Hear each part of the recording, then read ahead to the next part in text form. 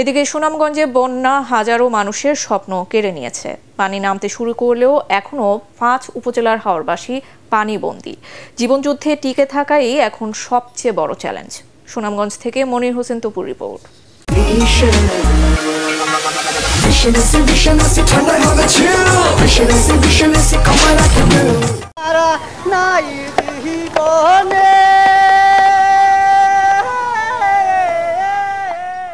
বন্যার পানিতে এখনো জেলার হাওরগুলো টুইটুম্বর। উজানের পানিতে ভেসে গেছে ধান, চাল সহ প্রয়োজনীয় জিনিসপত্র। সদরের ইসলামপুর, গোয়ারছড়া, মৌকলা, আবদুল্লাপুর, ইছাগড়ি গ্রাম এখনো পানির মধ্যে।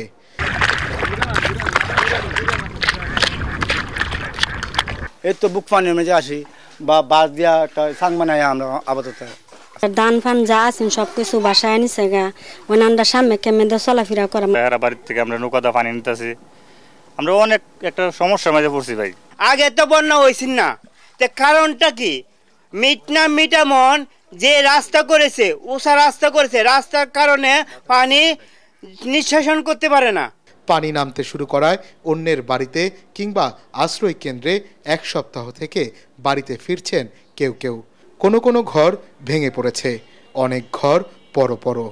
শিশু কিশোরদের নিয়ে এসব ঘরেই ঝুঁকি নিয়ে থাকছেন বিপন্ন পরিবারগুলো। যে কোনো সময় ঘটতে পারে দুর্ঘটনা। জায়গা আছে, নাই মানছি ঘুরে থাকি।